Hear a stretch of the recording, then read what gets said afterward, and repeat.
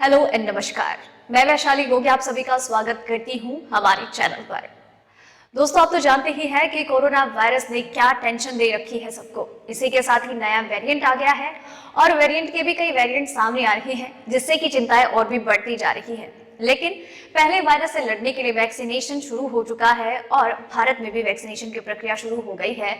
और इस corona virus, इसके नए स्ट्रेन, वैक्सीनेशन के बीच में कई सारी खबरें हैं, जिनमें से कुछ अच्छी खबर हैं तो कुछ बुरी खबर है, जिनमें से मैं आपको बताने वाली हूँ 5 महत्वपूर्ण खबरें।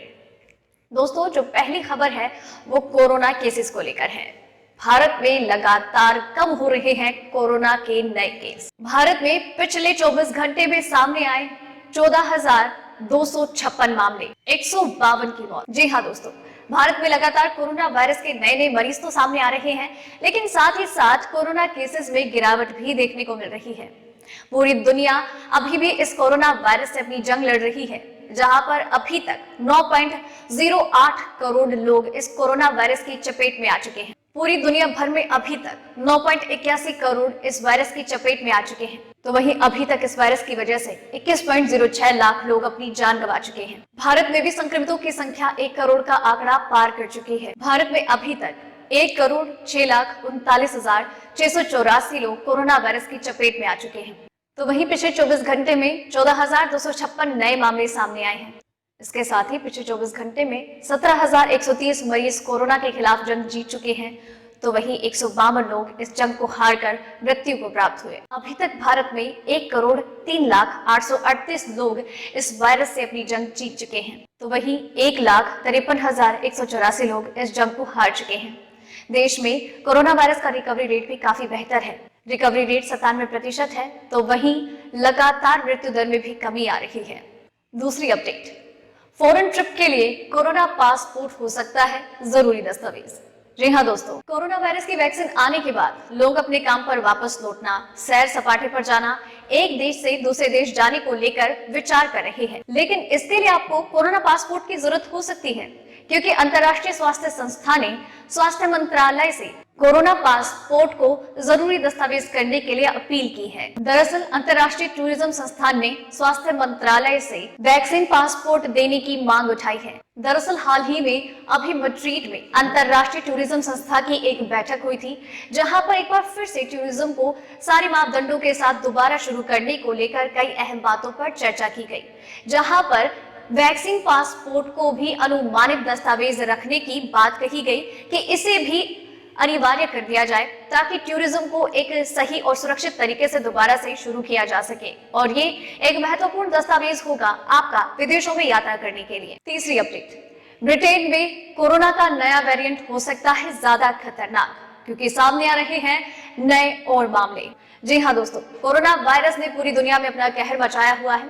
इसी बीच में कोरोना का एक नया स्ट्रेन मिला ब्रिटेन से, जिसको बताया गया कि कोरोना की तुलना में 70% ज्यादा खतरनाक है। लेकिन इसके बाद इसके नए नए वेरिएंट सामने आ रहे हैं, जो कि पुराने वाले वायरस की तुलना में ज्यादा खतरनाक है। तो आपको बता दें कि ब्रिटेन में एक नया स्ट्रेन पाया गया है, जिसे लेकर ये कहा जा रहा है कि ये वायरस बहुत ही ज्यादा घातक है, क्योंकि ब्रिटेन में लगातार नए नए मामले सामने आ रहे हैं और वो भी ज्यादा संख्या में। ये बात ब्रिटेन के प्रधानमंत्री बोरिस जॉनसन और वैज्ञानिकों का कहना है कि ये नया वायरस ज्यादा खतरनाक है। आपको बता दें कि ब्रिटेन में लगातार हर रोज 1000 से ज्यादा मौत के मामले सामने आ रहे हैं। चौथी अपडेट, भारत ने कहा पाकिस्तान ने कभी नहीं मांगा टीका, इसलिए नहीं दिया गया।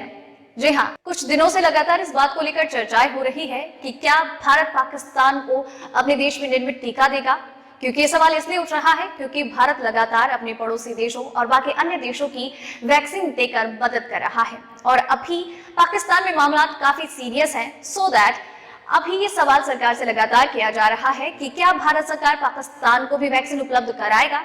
तो इस पर विदेश मंत्रालय के प्रवक्ता अनुराग श्रीवास्तव ने कहा, ऐसा बिल्कुल भी नहीं है, क्योंकि अभी तक पाकिस्तान की ओर से वैक्सीन के लिए किसी भी प्रकार की मांग नहीं उठाई गई है और ऐसे में भारत बिना किसी मांग के पाकिस्तान की मदद नहीं कर सकता है। श्रीवास्तव ने कहा कि 19 जनवरी के ऐलान के बाद 20 जनवरी से लगातार अपने पड़ोसी देशों को भारत की तरफ से वैक्सीन सप्लाई की जा रही है और वैसे भी भारत सरकार यानी कि प्रधानमंत्री नरेंद्र मोदी की तरफ से पहले ही कहा जा चुका है कि भारत में जो वैक्सीन निर्माण क्षमता है उसे देखते हुए ये पूरे मानवों के लिए एक हमारी तरफ से सहायता होगी। इसके लिए हम हमारे पड़ोसी देश और जिन लोगों को इसकी जरूरत है उन्हें ये वैक्सीन पहुंचाई जाएगी।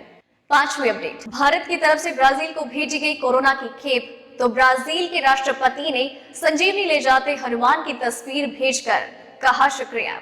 जी हाँ दोस्तों, भारत सरकार की तरफ से लगातार अपने करीबियों की वैक्सीन के साथ मदद की जा रही है। अब ऐसे में भारत ने ब्राजील की भी मदद की है और ब्राजील में वैक्सीन की एक खेप पहुंचाई है। अब ऐसे में ब्राजील की सरकार ने भारत सरकार का अभिवादन किया और उन्हें वैक्सीन के लिए धन्यवाद किया और इसके लिए उन्होंने बहुत ही अलग और हटके तरीका अपनाया। दरअसल ब्राजील के राष्ट्रपति बोल्सोनारो ने संजीवनी बूटी ले जाते हुए हनुमान जी की एक तस्वीर ट्वीट करते कहा है धन्यवाद, क्योंकि जिस तरीके से लक्ष्मण जी की जान बचाने के लिए हनुमान जी संजीवनी बूटी के बजाय पूरा पर्वत उठा लाए थे और लक्ष्मण के प्राण बचाए थे, और ऐसी ही कोरोना महामारी के संकट के समय में भारत सरकार ने वैक्सीन भेजकर ब्राजील की मदद की है इस संकट से उबरने में। तो यहाँ पर उन्होंने हिंदी में धन्यवाद लेकर भारत सरकार का आभार प्रकट किया और इस सहायता के लिए नरेंद्र मोदी का आभार व्यक्त किया और उनकी काफी तारीफें भी की। तो दोस्तों ये थी आज की टॉप 5 खबरें। उम्मीद करती हूँ आपको पसंद आई होगी और आपके लिए इसी तरीके से हर रोज रात 8 बजे कोरोना वायरस और उसकी वैक्सीनेशन से जुड़ी 5 महत्वपूर्ण खबरें लेकर आती रहूंगी। आप चैनल के साथ बने रहिए, चैनल को सब्सक्राइब कीजिए।